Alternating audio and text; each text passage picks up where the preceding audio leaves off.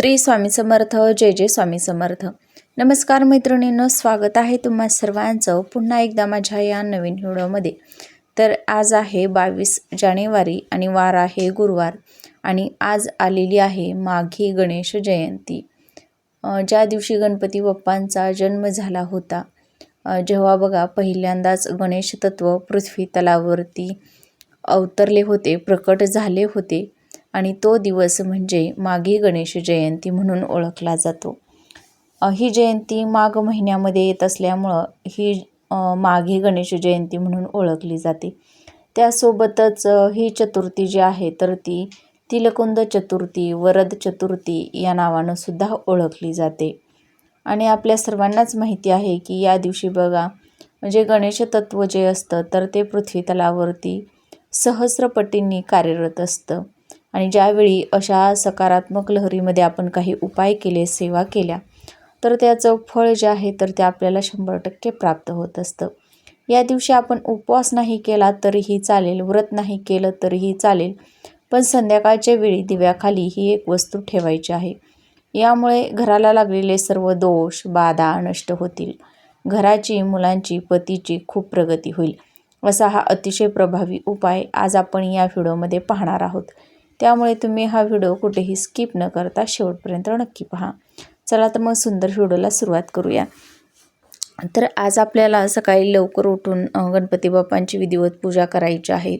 तिळाच्या पाण्यानं त्यांना अभिषेक घालायचा आहे, सूर्यदेवांना अर्घ्य द्यायचं आहे.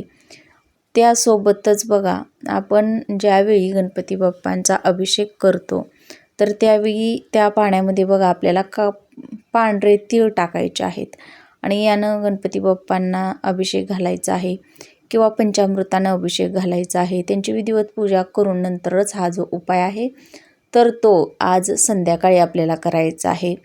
तर बघा संध्याकाळच्या वेळी म्हणजेच 6:30 नंतरनं तुम्ही हा उपाय करायचा आहे. तर हा उपाय करण्यासाठी बघा आपल्याला एक स्वच्छ दिवा घ्यायचा आहे, आकारानं मोठा असावा, किंवा मग मातीची पंती घ्यायची आहे. शक्य असेल तर आवर्जून मातीची पंती घ्या.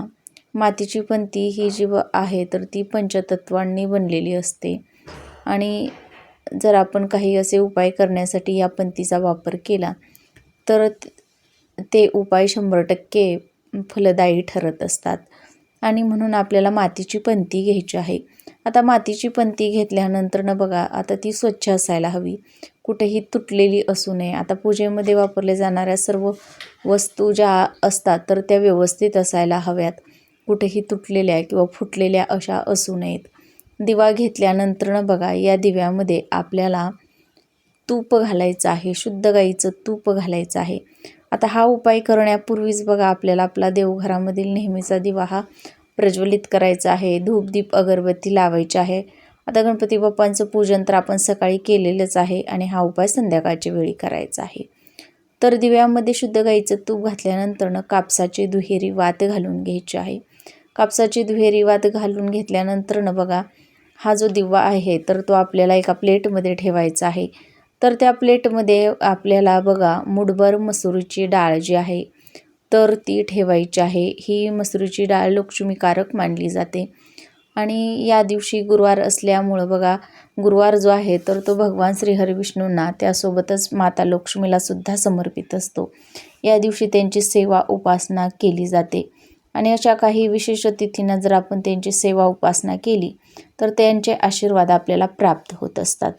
आणि बघा त्या प्लेटमध्ये मसुरीची डाळ ठेवल्यानंतरनं आपल्याला हा दिवा देवघरासमोर घेऊन जायचा आहे. तिथं गेल्यानंतरनं आपल्याला हा जो दिवा आहे तर तो प्रज्वलित करायचा आहे. दिवा प्रज्वलित केल्यानंतर आपल्याला थोडेसे पांढरे तीळ जे आहेत तर ते घ्यायचे आहेत, आपल्या उजव्या हातामध्ये घ्यायचे आहेत. स्वतःला बसण्यासाठी आसन घेऊन बसायचं आहे. त्या आसनावरती कोणतीही पूजा असेल किंवा उपासना असेल किंवा त्यासोबतच बघा आपण काही उपाय करत असू, सेवा करत असू तर आसन घेऊन बसावं. जर आपण आसन घेतलं नाही तर ही संपूर्ण सेवा जी आहे तर ती धरतीला समर्पित होत असते, अर्पण होत असते. म्हणून आपण नेहमी आसन घेऊन बसायचं आहे. आणि नंतरनं ओम गण गणपते नमः या मंत्राचा 108 वेळा जप करून हे पांढरे तांदूळ म्हणजे पांढरे तीळ जे आहेत तर ते त्या दिव्यामध्ये आपल्याला टाकून घ्यायचे आहेत. आता हा जो दिवा आहे तर तो तुम्ही समजा 6:30 किंवा 7 नंतर न लावला तर हा दिवा रात्री 12 वाजेपर्यंत जळत राहील, याची तुम्हाला काळजी घ्यायची आहे. एवढं तूप किंवा तेल या दिव्यामध्ये घालून घ्यायचं आहे.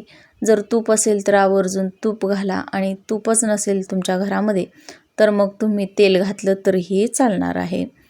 तर इतकं तूप घालायचं आहे किंवा तेल घालायचं आहे की रात्री 12 वाजेपर्यंत हा दिवा जळत राहिला पाहिजे.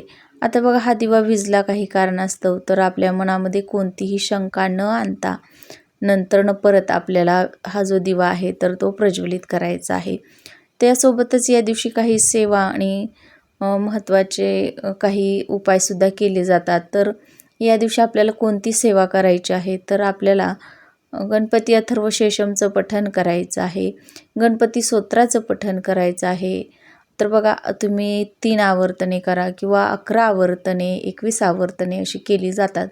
तर तुम्हाला जेवढे शक्य होईल तेवढी आवर्तनं तुम्ही या दिवशी करायची आहेत आणि अशा पद्धतीनं हा एक उपाय करायचा आहे. आणि दुसऱ्या दिवशी बघा दिव्याखाली ठेवलेली जी मसुरीची डाळ आहे तर ती तुम्ही रोजच्या वापरायच्या डाळीमध्ये टाकू शकता किंवा पक्ष्यांनासुद्धा खाऊ घालू शकता. तर अशा पद्धतीनं हा जो एक उपाय आहे तर तो आज संध्याकाळी असा एक दिवा आपल्या देवघरामध्ये नक्की प्रज्वलित करा. कारण की या दिवशी बघा सर्वार्थसिद्धी योग जुळून आलेला आहे आणि अशा सर्वार्थसिद्धी योगावरती आपण जर काही उपाय केले तर ते 100% आपल्याला फळ देत असतात, फलदायी ठरत असतात. म्हणून प्रत्येकानं आपल्या घरातील दरिद्री दूर करण्यासाठी आपल्या घरातील व्यक्तींना किंवा मुलांना काही दोष लागलेले असतील तर ते दूर करण्यासाठी, घराची, मुलांची, पतीची प्रगती होण्यासाठी हा एक उपाय आवर्जून नक्की करायचा आहे. व्हिडिओ आवडल्यास लाईक करा, शेअर करा आणि चॅनेलवर नवीन आला असाल तर प्लीज चॅनलला सबस्क्राईब करा.